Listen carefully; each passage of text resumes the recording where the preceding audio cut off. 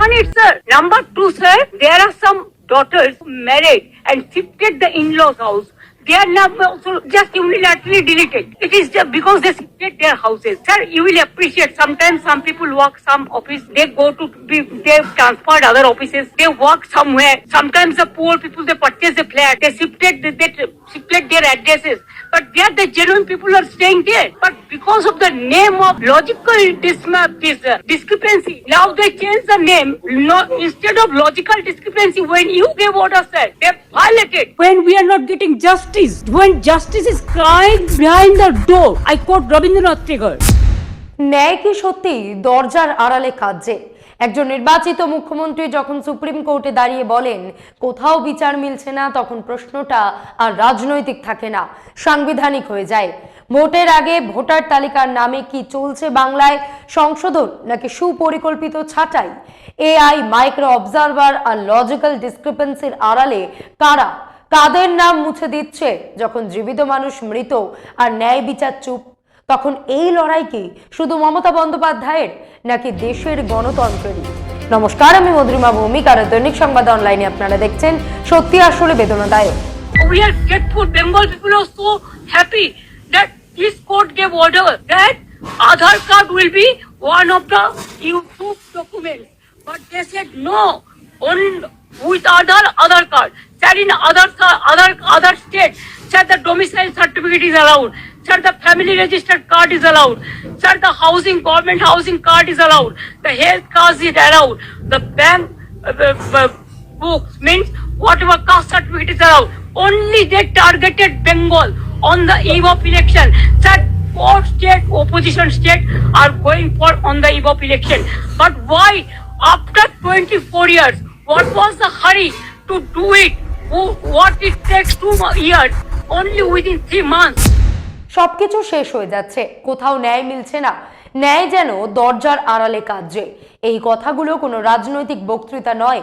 Supreme কোর্টের প্রধান বিচারপতির সামনে পশ্চিমবঙ্গের মুখ্যমন্ত্রী মমতা বন্দ্যোপাধ্যায়ের শেষ আর্জি। তিনি স্পষ্ট করে বলেন তিনি দলের জন্য নয়, লড়ছেন ন্যায়ের জন্য। সুপ্রিম কোর্টে দাঁড়িয়ে নিজের দায়ের করা মামলায় নিজেই সওয়াল করে অভিযোগ তোলেন নির্বাচন কমিশন এখন কার্যত হোয়াটসঅ্যাপ কমিশন। 6 বার চিঠি লিখেও কোনো জবাব তিনি পাননি, তাই শেষ ভরসা হিসেবে এসআইআর মামলার শুনানিতে নিজের বক্তব্য রাখার অনুমতি চান। প্রধান বিচারপতি সূর্যকান্ত সেই অনুমতি দিলে আবেগ নয়, একজন মুখ্যমন্ত্রীর শেষ দায়িত্বের মতো নিজের কথা বলছেন তিনি। এসআইআর ইস্যুতে মমতা বন্দ্যোপাধ্যায় একের পর এক ময়দানে নেমেছেন। গত 2রা ফেব্রুয়ারি দিল্লিতে নির্বাচন কমিশনের সামনে, 3রা ফেব্রুয়ারি দিল্লির মিডিয়ার সামনে, 4ঠা ফেব্রুয়ারি সুপ্রিম কোর্টে। মূল ধারার মিডিয়ার বড় অংশ একে নন ইস্যু বলে উড়িয়ে দিলেও বাস্তব আলাদা। তাদেরই কিছু সংবাদপত্রে দেশের নানান প্রান্তে এসআইআর এর নামে অ্যাপেল ছাড়াই, ফর্ম 7 ছাড়াই রাজনৈতিক উদ্দেশ্যে ভোটার নাম কেটে দেওয়ার খবর ছাপা হয়েছে। গতকাল সুপ্রিম কোর্টের প্রধান বিচারপতি সূর্যকান্তের নেতৃত্বে 3 বিচারপতি বেঞ্চের সামনে দাঁড়িয়ে মমতা স্পষ্ট বলেন নির্বাচনের ঠিক আগে বাংলাকে টার্গেট করা হচ্ছে। 4 রাজ্যে ভোট, 24 বছর পর যে কাজ সাধারণত 2 বছরে হয় তা 3 মাসে শেষ করার তারা কেন? ফসল কাটার সময় মানুষের যাতায়াতের ভিড়ের মধ্যে এই প্রক্রিয়া কেন? তিনি অভিযোগ তোলেন এআই ব্যবহার করে ভোটার নাম বাদ দেওয়া হচ্ছে। উচ্চারণ এবং উপভাষার কারণে নামের সামান্য পরিবর্তন এআই ধরতে পারছে না। অত্যন্ত অর্থবহ বিষয় হলেও প্রধান বিচারপতি বিষয়টির গুরুত্ব স্বীকার করেন, বলেন এই ধরনের ভুলে কোনো বৈধ ভোটার বাদ পড়তে পারে না, কমিশন দায় এড়াতে পারে না। নির্বাচন কমিশনের আইনজীবী ডিএস নাইডু বলেন এই অভিযোগগুলোর কথা তাদের জানা নেই, তারা 1 সপ্তাহ সময় চান।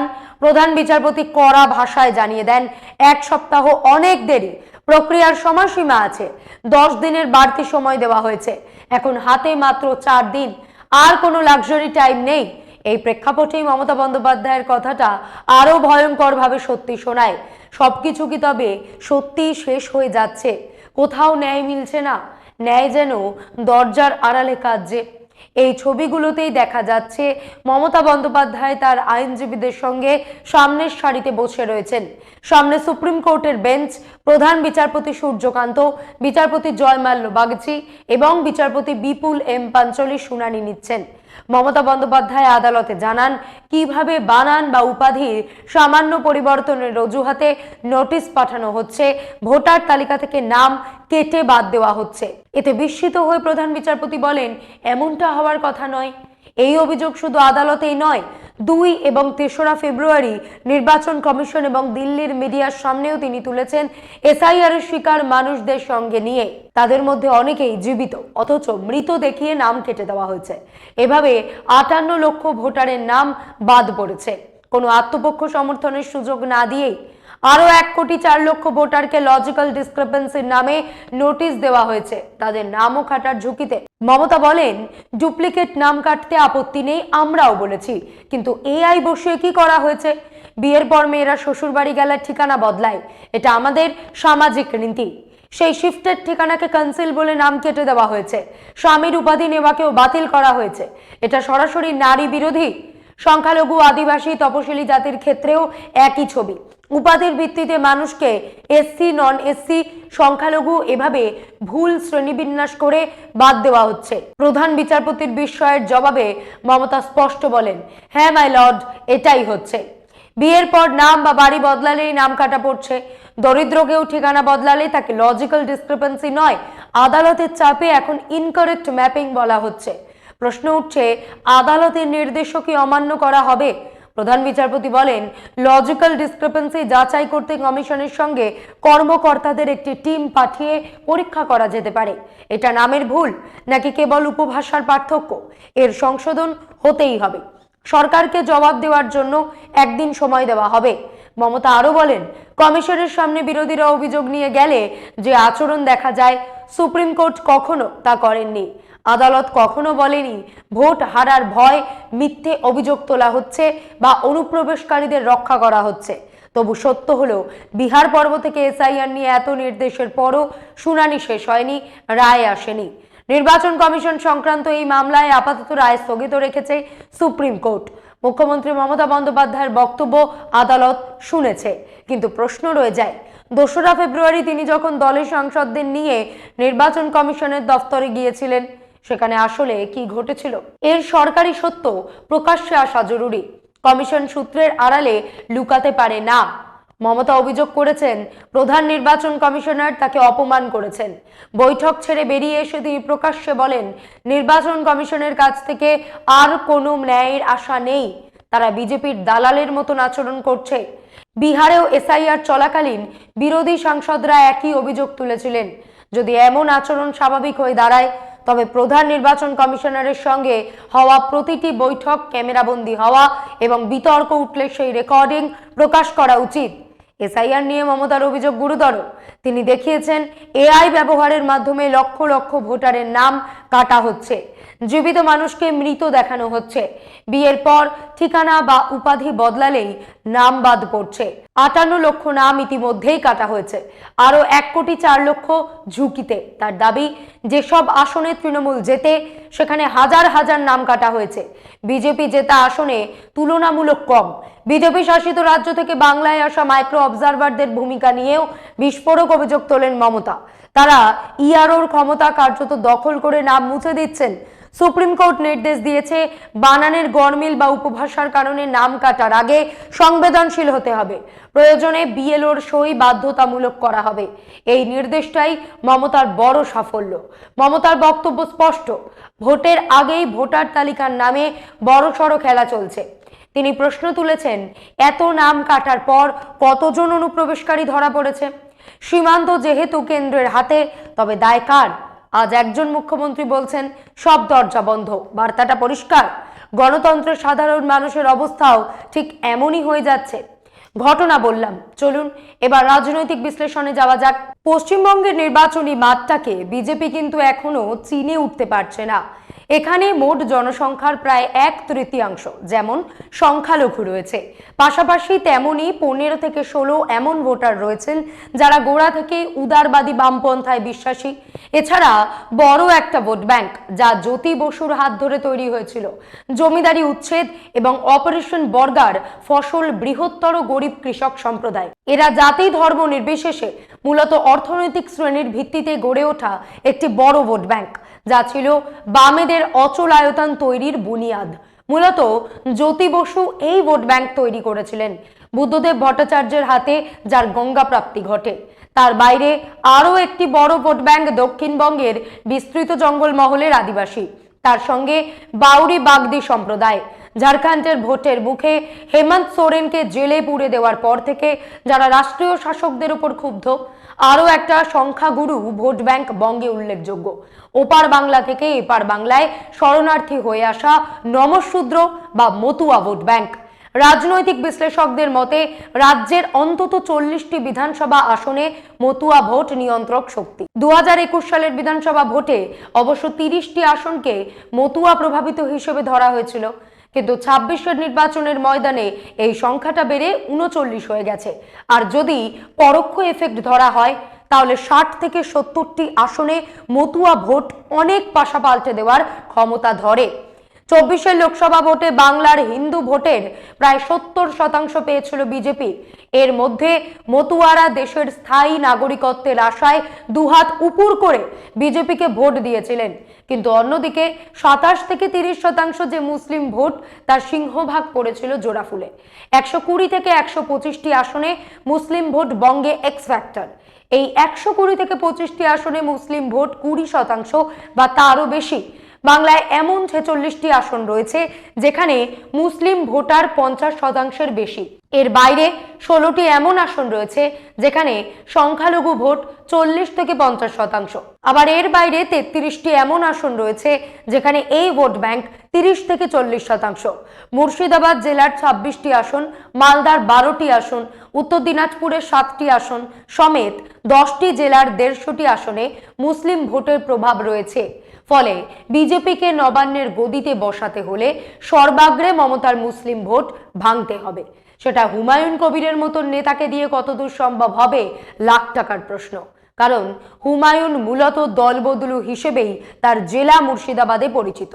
কখনো কংগ্রেস, কখনো বিজেপি, আবার কখনো তৃণমূলের টিকিটে তিনি ভোটে লড়েছেন। এছাড়া রইল আইএসএফ এর নওশাদ সিদ্দিকী। নির্দিষ্ট কিছু পকেট ভিত্তিক ভোট ব্যাংক রয়েছে নওশাদের। রাজনীতিকে দৃশ্যপট তৈরি, অপটিক্স পলিটিক্স, পোস্টারিং পলিটিক্স খুব গুরুত্বপূর্ণ জিনিস। একজন নেতা ভোটের ময়দানে যত ভালো দৃশ্যপট তৈরি করতে পারেন তিনি তত সাকসেস। বিশ্লেষকরা বলেন এই অপটিক্স তৈরির জন্য আসল পরীক্ষা হলো টাইমিং, নিখুঁত সময় জ্ঞান। ভুল সময়ে শত ভালো পোস্টার তৈরি করতে চাইলেও তা বিফল হতে বাধ্য। এতে কোনো সন্দেহ নেই যে দৃশ্যপট তৈরির রাজনীতিতে নরেন্দ্র মোদী আধুনিক ভারতের মসিহা। তবে মমতাও যে কম যান না। অন্তত এই প্রশ্নে মোদীকে সমানে টক্কর দিতে পারেন। বঙ্গের মুখ্যমন্ত্রী সেই দৃষ্টান্ত তৈরি করে ফেললেন।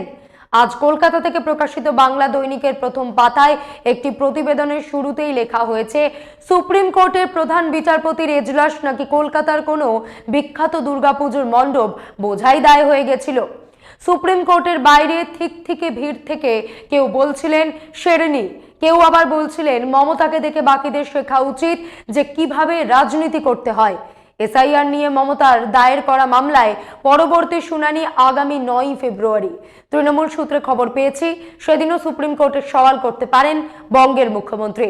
গতকাল সুপ্রিম কোর্টে দাঁড়িয়ে মমতা যা করেছেন তার স্বাধীনতা উত্তর ভারতবর্ষে অভূতপূর্ব তো বটেই, তবে একই সঙ্গে ভোটমুখী বঙ্গের জন্য এক অনবদ্য পোস্টারিং পলিটিক্স। ভোটের আর 2 মাসও বাকি নেই। সুপ্রিম কোর্টের সওয়ালকে ভোটের প্রচারের হাতিয়ার করে ফেললেন মমতা।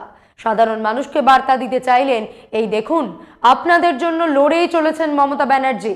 মাঠে লড়ছেন, ময়দানে লড়ছেন, সুপ্রিম কোর্টেও স্বয়ং লড়ছেন। মানুষের কাছে এইরকম একটা বার্তা পৌঁছলো যে অতি সাধারণ গরিব মানুষের নাম ভোটার তালিকায় রাখার জন্য শুধু মাঠে ময়দানে বা বক্তৃতা মঞ্চে নয়, তিনি সুপ্রিম কোর্টেও লড়ছেন। এইরকম একটা অপটিক্স তৈরি হয়ে গেল যে লড়ছে মমতা, দেখছে দেশ। প্রায় সমস্ত বিরোধী দলই সুপ্রিম কোর্টে এসআইআর নিয়ে মামলা করেছেন, কিন্তু মমতার মতন কোনো দলের নেতা নেত্রী আদালতে হাজির হয়ে সওয়াল করেননি। মমতাকে এই অবতারে দেখে সমাজবাদী পার্টির নেতা অখিলেশ যাদব টুইট করে বলেন, লড়াই যখন অবিচারের বিরুদ্ধে তখন নতুন ভূমিকায় নামতে হয়। শাসকের ভূমিকার চেয়ে মমতা এখনো বিরোধী নেত্রীর ভূমিকাতেই বেশি উজ্জ্বল। তা ইডির হাত থেকে ফাইল ছিনিয়ে নেওয়া হোক কিংবা জ্ঞানেশ কুমারের সঙ্গে মাঝপথে বৈঠক বয়কট করে বেরিয়ে এসে সাংবাদিকদের সামনে ক্ষোভ উগরে দেওয়া হোক, অথবা সুপ্রিম কোর্টে সওয়াল। মমতা বোঝাতে চাইছেন আজ থেকে 40 বছর আগে তিনি যেমন স্ট্রিট ফাইটার ছিলেন আজও ঠিক তাই রয়েছেন। 15 বছর ধরে একটানা বাংলার মতন বড় রাজ্য শাসনের পরেও তার ক্ষমতার মেদ জমেনি। দেখুন, ক্ষমতার মেদ জমেছে কি জমেনি সে তো তর্ক সাপেক্ষ প্রশ্ন। রাজনীতিক হিসেবে তার কাজ একটাই, যেমন দেশ তেমন বেশ। 5 বছর আগে মমতার সামনে বিজেপিরই তৈরি করে দেওয়া ইস্যু ছিল এনআরসি, সিএএ, এনপিআর। মমতার রাজনৈতিক ইউএসপি হচ্ছে তিনি কখনো বাউন্সারে মাথা নিচু করে বলকে সমীহ করেন না, বরং স্বভাবসিদ্ধ ভঙ্গিমায় হুক করার ঝুঁকি নেন। তাই এনআরসি নামক নিরীহ বাউন্সার মমতার সপাটে হুক করে গ্যালারির বাইরে পাঠিয়ে দিয়েছিলেন।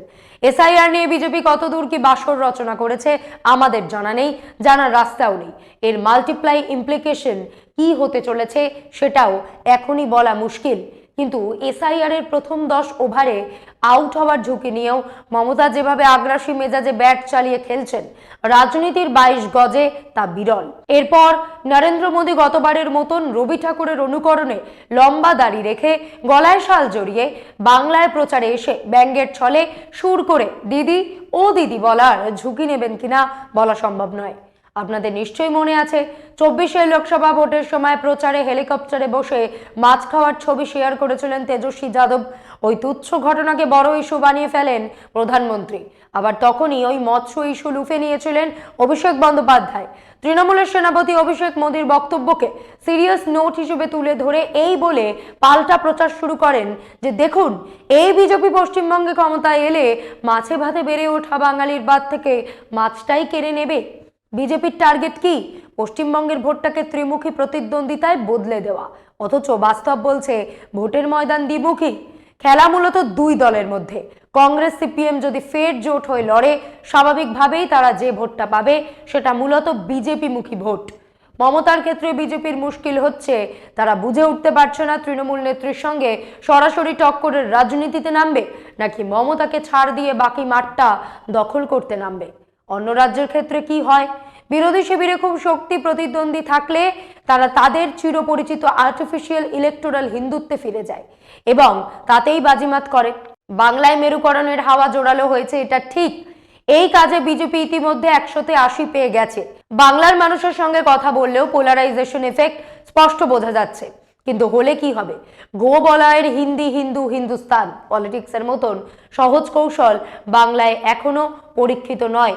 আসামেও প্রায় 1/3 জনসংখ্যা মুসলিম, কিন্তু সেখানে বিজেপির সুবিধা পশ্চিমবঙ্গের মতন আসামে 15 থেকে 16% উদারবাদী বহুত্ববাদে বিশ্বাসী ভোটার নেই। আসামের হিন্দুরা বিজেপির আদি ভোট ব্যাংক, তাই আসামে মুসলিম ভীতি, অনুপ্রবেশকারী জুজু ইত্যাদি তৈরি করে। হিন্দুরা বিপন্ন স্লোগান তুলে 70% হিন্দু ভোট ব্যাংককে এক ছাতার তলায় জড়ো করার কাজটা বিজেপি যত সহজে করতে পেরেছে, বাংলায় তত সহজে তা সম্ভবই নয়। এখনো অবধি বাংলায় বিজেপির কৌশল দেখে মনে হচ্ছে মমতার সঙ্গে মুখোমুখি টক্করের চেয়ে তারা সিস্টেমকে কাজে লাগিয়ে বঙ্গে বাজিমাত করতে চাইছে। এসআইআর এর মাধ্যমে বাংলার জনতার একটা বড় অংশের নাম ভোটার লিস্ট থেকে বাদ দেওয়া সেই সিস্টেমেরই একটা অংশ। গতকাল এই কথাটাই সুপ্রিম কোর্টে দাঁড়িয়ে বলেছেন মমতা। আপনি পাল্টা প্রশ্ন করতে পারেন, মমতা কি মুখোমুখি লড়াইয়ে কখনো হারেন না? দারুণ প্রশ্ন। অবশ্যই হারেন। কোথায় হারেন জানেন? যখন লড়াইটা তাকে মিডল ক্লাস বাঙালিদের সঙ্গে লড়তে হয়। নন্দীগ্রামে শুভেন্দু অধিকারীর বিরুদ্ধে তার পরাজয় বাঙালির কাছে পরাজয় ছাড়া আর কি? ভাবুন একবার, গোটা বাংলায় লড়াই যখন গেরুয়া শিবিরের সঙ্গে, তৃণমূল তখন অশ্বমেধের ঘোড়া। কিন্তু যখন লড়াইটা বাঙালি বনাম বাঙালির, স্থানীয় শুভেন্দু বনাম বহিরাগত মমতার, সিংহভাগ ভোটারও বাংলাভাষী, অথচ মমতা এখানে একা জিততে পারছেন না। আরজিকর আন্দোলনে প্রায় কোণঠাসা হয়ে পড়া বাঙালির কাছে মমতার হার ছাড়া আর কি? আবার এটাও সত্যি, পশ্চিমবঙ্গে 2টি দল থাকুক কিংবা 20টি দল, নেতা একজনই, মমতা ব্যানার্জি। আর মূল ইস্যুটা হচ্ছে বাংলা কে শাসন করবে, বাঙালি নাকি গুজরাটি লবি? এই বাইনারি তৈরির কৃতিত্বও মমতার। তৃণমূলের আরও একটি ইস্যু, বিজেপি জিতলে ঝোলা থেকে নতুন মুখ্যমন্ত্রী বের করতে পারে, যেমনটা তারা করেছে ছত্তিশগড়, মধ্যপ্রদেশ, রাজস্থান আর ওড়িশায়। ধরুন আমাদের প্রতিবেশী রাজ্যে ওড়িশায় বিজেপি যাকে মুখ্যমন্ত্রী করেছে তিনি এই প্রথম বিধায়ক হয়েছেন। অর্থাৎ একটা বিষয় বোঝা যাচ্ছে, রাষ্ট্রীয় শাসক দল সাম্প্রতিক অতীতে তাদেরই মুখ্যমন্ত্রী কিংবা দলের শীর্ষ পদে বসিয়েছে যাদের কারিশমা কম, রাজনৈতিক ওজন কম, পরিচিতির বৃত্তটাও ছোট। বিরোধীরা বলেন এরা সবাই আসলে গুজরাটি লবির রাবার স্ট্যাম্প। সবশেষে 6টি জরুরি প্রশ্ন। প্রশ্ন 1, বাংলার ভোটের অঙ্ক বুঝতে না পেরে কি বিজেপি এখন সিস্টেমকে অস্ত্র বানাচ্ছে? আর সেই সিস্টেমকে ধ্বংস করতে কি মমতা আজ এতটা আগ্রাসী মেজাজে?